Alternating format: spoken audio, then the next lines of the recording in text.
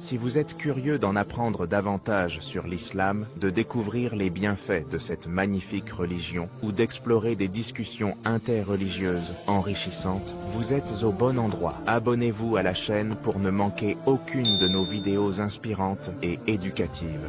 Lorsqu'on me demande quelle a été la question la plus difficile que l'on m'ait posée dans ma vie, je réponds qu'il y en a eu plusieurs, certaines très délicates et complexes. Cependant, ces questions ne sont pas toujours destinées à être partagées avec le grand public, car elles peuvent être offensantes ou difficiles à comprendre sans une solide base de connaissances islamiques. C'est pourquoi je préfère discuter de ces sujets avec des savants et des fuqaha, jurisconsultes, afin d'obtenir leurs avis éclairés.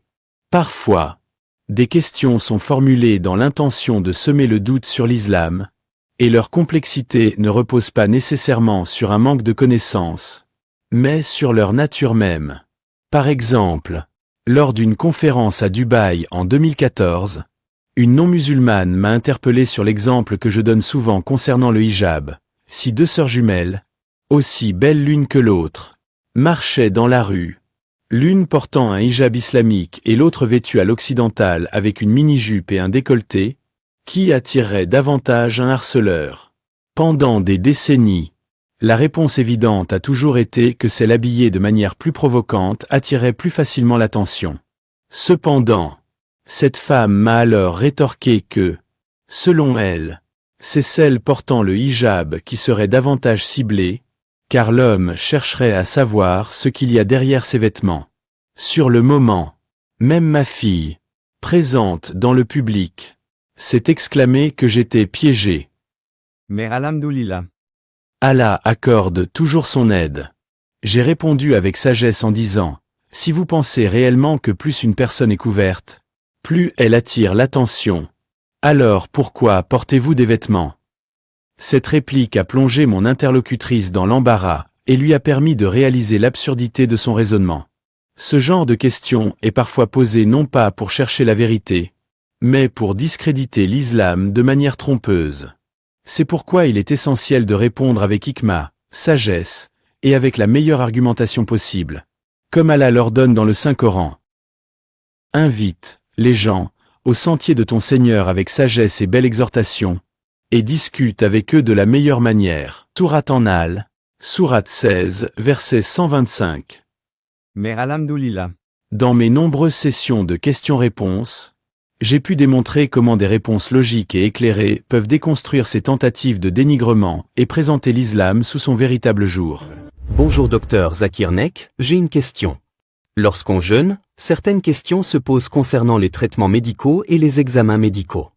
Par exemple, l'utilisation de gouttes nasales, de comprimés à faire fondre sous la langue ou encore d'interventions médicales impliquant l'insertion d'objets dans le corps.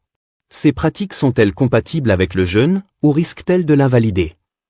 Dans le cadre du jeûne en islam, de nombreuses interrogations se posent quant aux traitements médicaux et aux interventions médicales.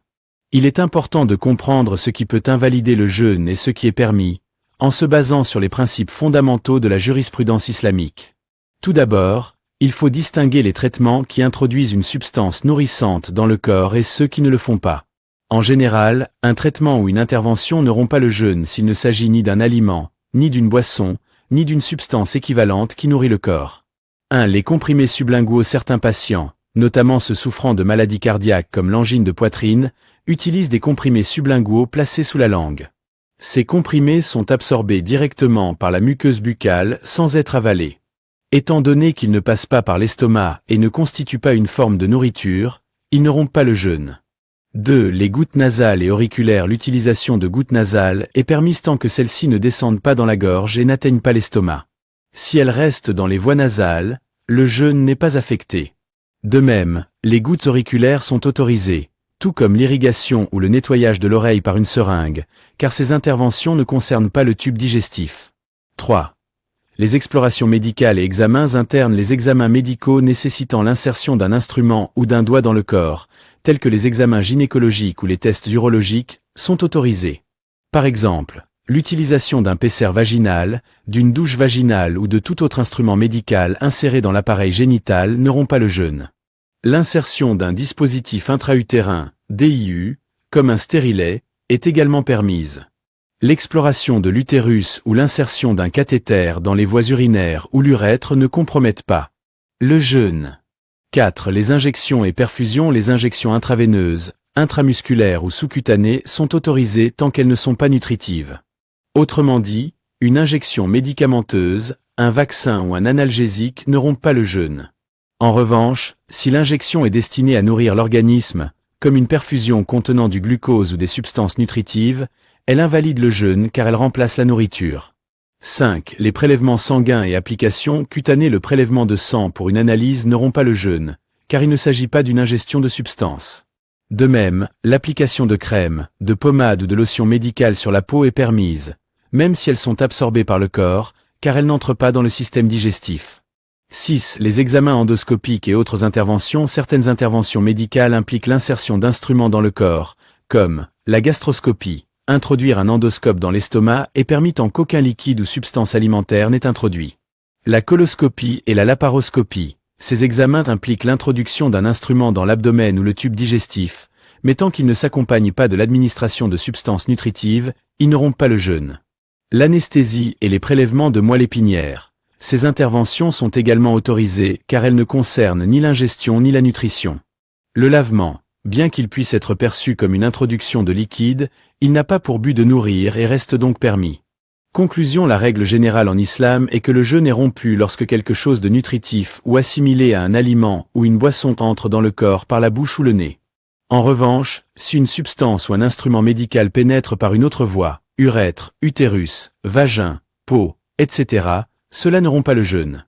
Ainsi, tant que les traitements et explorations médicales ne remplacent pas la nourriture et ne passent pas par les voies classiques d'alimentation, bouche et nez menant à l'estomac, ils sont permis pendant le jeûne. Que la paix et la bénédiction d'Allah soient sur notre bien-aimé prophète Muhammad. N'hésitez pas de vous abonner, de liker pour ne manquer aucune de nos prochaines vidéos.